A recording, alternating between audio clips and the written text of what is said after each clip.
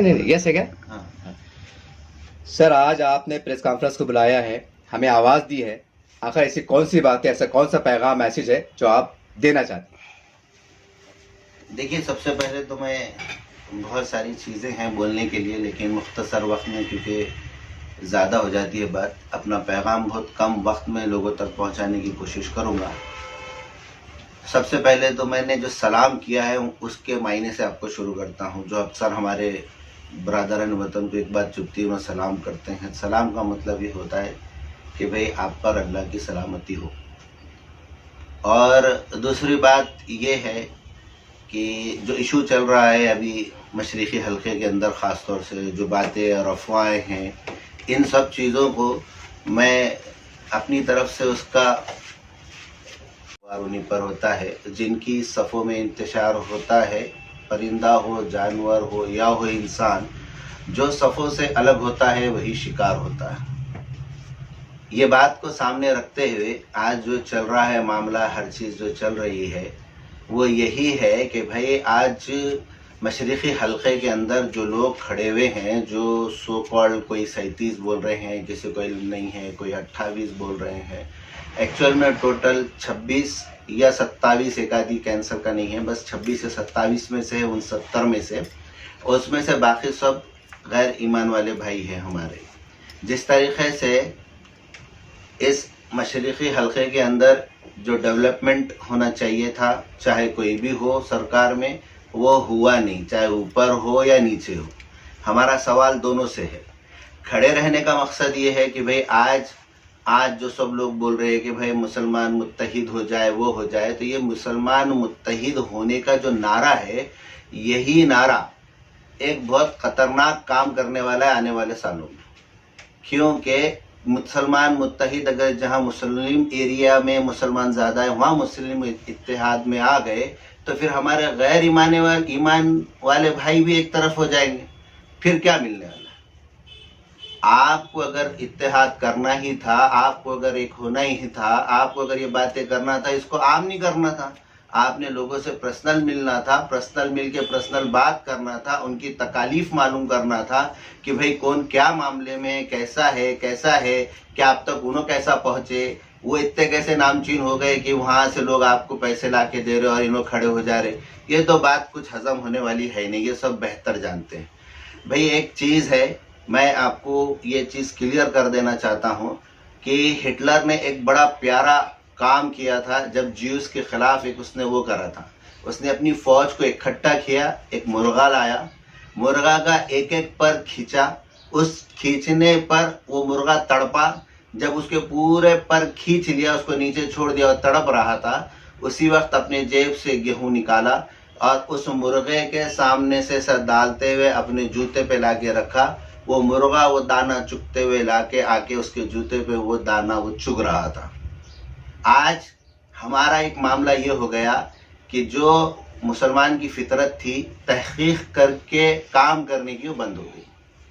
आज मुसलमान कोई एक लहर के साथ, कोई एक काम के साथ जा रहा है, कोई ये नहीं देख रहा है कि कौन क्या कर रहा है और क्या नहीं कर रहा है। रहा ही बात मशरिक़ी हल्के के अंदर जो 26-27 लोग खड़े हुए हैं, इसके अंदर 4-5 ऐसे हैं जो बड़े मजबूत हैं।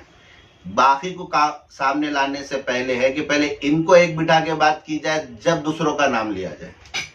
जब भी ये ही नहीं बैठ सकते एक साथ, तो दूसरों को बोल के फायदा क्या है? दूसरी बात ये है कि भाई आप में आने वाला कौन है, कौन काबिल है, कौन नहीं है, ये बात भी सामने आनी चाहिए। पहले ये मामला तय कर ले कि भाई है कि नहीं है। बस अब सबके सफ़ों में इंतशार है, जो दिख रहा है, तो भाई शिकार तो होना तय है। मामला ये है। उसके अलावा ये जो नफरत की राजनीति जो चल रही है मुल्क की एतबार से हमारे यहाँ तक, मैं ख़ास इसको ख़त्म करने की कोशिश के लिए खड़ा हुआ था, लेकिन वाकई में मैं इस कदर परेशान हूँ इस वक्त में कि क्या मामला होता, कैसा होता, क्या करना क्या नहीं करना, जहन शशो पंज में रहता। हमारे पास एक पेशेंट आता, हम उसको चेक करते, चेक करने के बाद उसको पूछते भाई तेरे को इसमें भी अच्छा दिख रहा है कि इसमें भी अच्छा दिख रहा। जब वो पेशेंट हमको बोलता दोनों में अच्छा दिख रहा तो हमको जज करने में बहुत मुश्किल हो जाती। आज वो सिचुएशन मैं समझ रहा हूँ कि वो पेशेंट की जगह पे मैं हूँ और लोग मेरे को बोल रहे ये करो या वो करो। आज समझ में नहीं आ रहा, आज पूरे मुखालिफ हो गए, उलमा मुखालिफ हो गए, सब चीज हो गए। आज एक बात ये है कि भाई ये नौबती क्यों आई, इलेक्शन से पहले इसकी तैयारी क्यों नहीं की गई? मेरा सवाल ये भाई, जो चीज खड़े हो रहे, जिन्होंने फॉर्म लिए, जो वक्त था 22 तारीख से फॉर्म चालू थे, 29 तारीख डेट थी फॉर्म भरने की, सबको मालूम है इन्होंने लिए। जो चीज तैयारी थी, सब चीज थी, वो लोगों ने लाके रुका के बात करना चाहिए था। आप क्यों भर रहे, नको भरो, बात खत्म कर दो। इतनी बातें होती नहीं थी ना, एक चीज है। प्लस ये नफरत की और एक तरफा बात जो है, ये मुझे हजम नहीं होती। एक सिर्फ इस्लाम के नाम पे, मुसलमान के नाम पे हम एक होकर एक तरफ करेंगे तो ये खुद हमारे भारत के लिए भी नुकसानदेह। हमारा काम ये है कि हम जितना अपने मुस्लिम भाई का साथ दे रहे, जितना हम मुस्लिम भाइयों के लिए खड़े हुए हैं, मैं मेरी तरफ से बोलता हूं कि कुछ लोग 1,42,000 लोगों के वास्ते खड़े हुए हैं, कुछ लोग 2,10,000 लोगों के वास्ते खड़े हुए हैं। मैं आपको ये बोलता, मैं पूरे 3,52,000 जो लोग हैं, जो कॉन्स्टिट्यूंसी है, इनके हर एक की जिम्मेदारी लेने के लिए मैं खड़ा हुआ हूं। मगर अब देखते हैं कि क्या मामला है क्या नहीं। सब अपना अपना अगर रोटी खींचेंगे, एक मुसलमान लोग मुसलमान क़यादत के पीछे पड़ेंगे, ये एरिया में जहाँ मुस्लिम ज्यादा है, तो जहाँ मुस्लिम कम है वहाँ मुसलमानों का क्या होगा?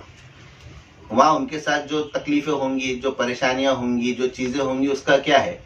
आप हुकूमत में है, चाहे दोनों तरफा हो, उन्होंने इतनी मेहनत करना था कि मुसलमान ने उनको चाहना था और उनको वोट देना था जो 10 साल 15 साल से है। इन्होंने इतनी मेहनत करना चाहिए था कि नॉन मुस्लिम ने इन्होंने अपने दिल से निकाल के वोट देना चाहिए था। ये हुआ क्यों नहीं और आज ये नौबत क्यों आई? बस मेरा एक ये सवाल है। और एक चीज है जो सबसे प्यारी, और वो मैं आपको बताता हूँ कि इसके अंदर एक सिर्फ मेरे नजरिए में जो बात है वो यही है कि अमीर पैसा लगाता है और 5 साल निकालता है, और गरीब वो 5 साल वो पैसा निकालने को ढोता है। आज एक आम आदमी की जिंदगी पे कितना फर्क पड़ा, मैं आपको 2-3 चीजें सामने रखता। हमारे पास पहले 3 दिन में नल आता था, आज 10 दिन में नल आ रहा। कोई इसके ताल्लुक से बात नहीं करेगा। ये 10 दिन के अंदर जो पानी उस नाली में जमा होता है तो वो भी एक गटर के जैसा काम करता है, वो जहर बनता है। अक्सर लोग गंदा पानी जो आता है बोलते गटर का नहीं होता। एक जगह पानी आप अपने घर में भी अगर रखो तो जो अतराफ में पाइप का जो जंग होता है उसकी वजह से वो खराब होता है। ये टेक्निकली बात है, लेकिन वो जब तक 15-20 मिनट वो पानी जो गंदा पानी बहाते नहीं तब तक हमको भी साफ पानी मिलता नहीं। लेकिन वो भी साफ पानी नहीं होता, उसके अंदर भी बीमारी के जरासीम पैदा होते हैं, जिससे हमारे पास बीमारियां आम हो रही हैं। दूसरी एक बात है जो बात करते हैं कि भाई हमारे पास, एक मिनट रुको जरा, उनके दूसरी बात ये है कि एक तरफ तो हुकूमत 1500 रुपये महीना जो है तो मस्तूरात को चालू कर दी है, और दूसरी तरफ टमाटे 100 रुपये किलो, गैस महंगा, सब महंगा। एडजस्ट एक गरीब कैसा करेगा? कोई गरीब सोच के नहीं करता है। अब तक कहीं पे आप जाओ, किसी से मदद मांगो, कोई एक मामला लेके जाओ, कोई आपको पैसा नहीं देगा। लेकिन ये इलेक्शन के एक 15-20 दिन 25 दिन के अंदर इतने पैसों का रेल पेल होता है जो हम तस्वुर नहीं कर सकते। यही पैसा अगर इस 109 कॉन्स्टिट्यूशन में लगा दे तो यहाँ सिंगापुर नजर आने लग जाए। आज यही मामला है, आज जो बातें हैं। आज एक चीज, आज से 2008-2009 का एक वाकया है। यहाँ पे एक कलेक्टर आया था जिसने एक बात उठाया था कि 24 घंटे बियर की फैक्ट्री को पानी जैकवाड़ी डैम का चालू है। 24 घंटे, 1 मिनट बंद नहीं होता। और जो जिसकी वजह से हुकूमत बनती, जो वोट देने वाले हैं, जो करने वाले हैं, उनको 10 दिन में पानी मिलेगा, वो भी 1.5-2 घंटा बस। और चार्ज कितना करेंगे साल भर का? 4200, 4500, 4800। कैलकुलेशन लगाइए, 6 घंटे एक महीने में और 12 घंटे पानी का इतना चार्ज। आज हम कहाँ जा रहे हैं? हम ये नफरत की राजनीति में एक हिंदू और एक मुसलमान, एक मुस्लिम, एक गैर मुस्लिम, ये क्यों महंगाई का बोझ ढोएगा? ये क्यों ऐसा करेगा? आज सबसे मेरा आप जनता से यही सवाल है कि आप इस बात को सामने रखिए कि भाई एक शेर है, शेर की खुराक गोश्त है। वो जब तक शिकार नहीं करेगा, वो जब तक जानवरों का खून नहीं पिएगा, वो जब तक जानवरों का गोश्त नहीं खाएगा, तब तक वो शेर नहीं कहलाएगा। और एक बकरी है, वो घास खाने वाली है। वो जब तक घास नहीं खाएगी, ना वो घास खाती है ना ये खाता है। लेकिन एक बात सिंपल है कि जब शेर बकरी का शिकार करता है ना, तो बकरी उस वक्त तक भागती है जब तक कि उसको यकीन हो जाए कि मैं इससे बच जाऊंगी। जिस वक्त उसका यकीन खत्म हो गया, उस दिन वो शेर के जबड़े में रहती। मैं आप सबसे यही बात करूंगा कि भाई हम लोग भी ऐसे बने कि ना हमारे, जब एक शेर हिरन का शिकार करता है तो तकलीफ होती है, यार शेर ने हिरन को मार दिया, लेकिन उसको क्या कर सकते, शेर उसके बगैर पेट भी तो नहीं भर सकता ना, फिर उसका क्या करेंगे। तो ये सिस्टम है। अभी आज यही मामला हमारे पास चल रहा है, हर शेर हर बकरी को खाने के चक्कर में है।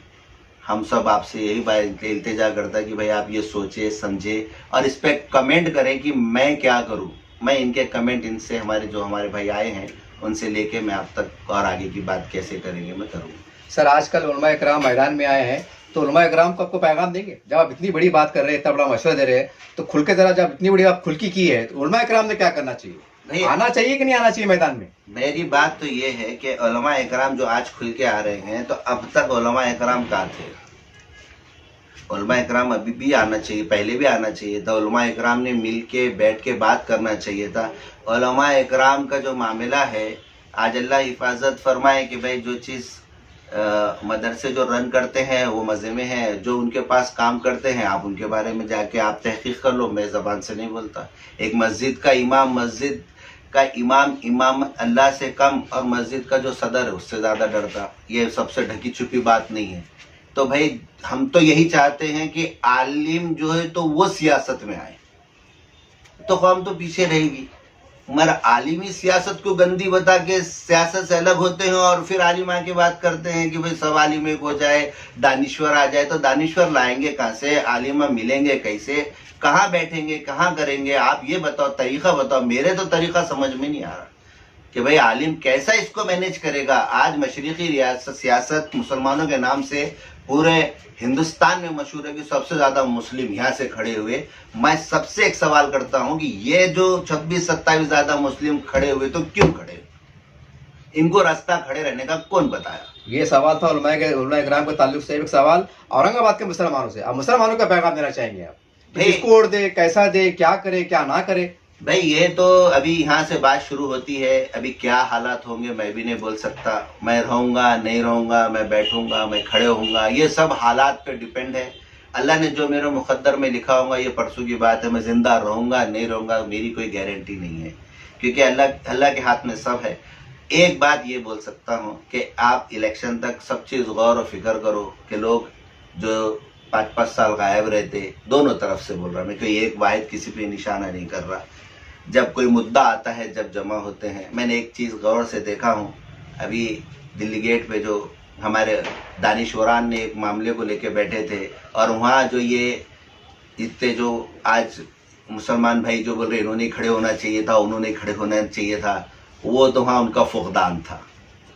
जो मौलाना इकराम जो बोल रहे इल्मा इकराम, आज जो इल्मा इकराम से और जो आम मुसलमान से जो गैप ख़त्म हो गया ना, उसकी वजह यही है। आपने उलमा इकराम ने लोगों से ताल्लुक़ ख़त्म कर दिया।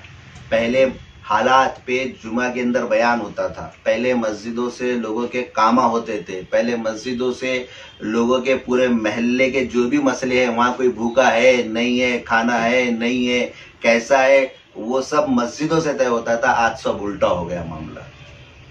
आज कोई खाओ मत खाओ, भूखा रहो मत रहो, कुछ करो, इस्लाम किधर भी जाओ मैं मजे में, बस मेरे पास माल मत्ता, बस इसके अलावा कोई दूसरा कोई बात नहीं करेगा और कोई दूसरी कोई वो चीज़ नहीं करेगा।